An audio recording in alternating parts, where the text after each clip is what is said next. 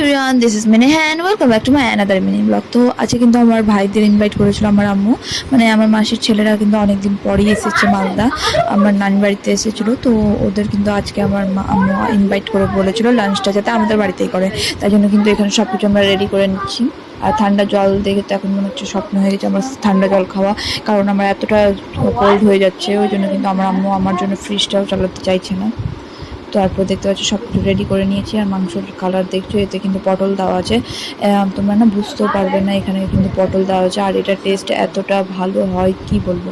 আর কষা মাংস থাকলে কি ডাল খেতে ইচ্ছা করে তোমরাই বলো, কিন্তু আমার মা এরকমভাবে আমার দিকে চোখ গরম করে দেখছিল। ইচ্ছা না থাকলেও ডাল নিতে হয়। আর এটা কিন্তু আমার দারুণ লাগে খেতে। পটল দিয়ে যদি কোনো মাংস রান্না করা হয় তাহলে কিন্তু ওটা খেতে তো ভালো লাগে, আর ওটা কিন্তু হেলথের জন্য একটু ভালো হয়, লাইট হয়ে যায় খাবারটা। এখানে কিন্তু না পারতে আমাকে ডাল নিতে হলো, কারণ আমার আম্মু কিন্তু আমাকে রেগে রেগে দেখে আমি যখন শুকনো ভাত খাই। আমার কিন্তু কষা মাংস বা কষা যে কোনো তরকারি হোক না কেন আমাকে এরকমই খেতে ভালো লাগে। আমাকে কিন্তু ডাল একদমই পছন্দ না। তারপরেও না পারতে আমাকে খেতে হচ্ছে, কিছু করার নেই। নাহলে কিন্তু আম্মু বলবে তোকে খেতেই হবে না, তুই খাওয়া দাওয়া ছেড়ে দে। তো না পারতে কিন্তু এখানে আমি খেয়ে নিচ্ছি। আর কিন্তু ডাল দিয়েও খারাপ লাগছিল না, ডালটা অনেকটা টেস্টি হয়েছিল। তারপর কিন্তু সন্ধ্যাবেলায় একটু ম্যাগি খেয়ে নিয়েছিলাম। ভাবছি কিছুদিন একটু বাইরের খারাপ খাবারগুলো একটু অ্যাভয়েড করে চলবো। যেরকম জাঙ্ক ফুডগুলো খেয়ে খেয়ে এমনিতেই খারাপ হয়ে যাচ্ছে, কিন্তু যখনই বলি যে খাবো না, তারপরে কিন্তু আমার বোনটা কিছু না কিছু নিয়েই চলে আসে।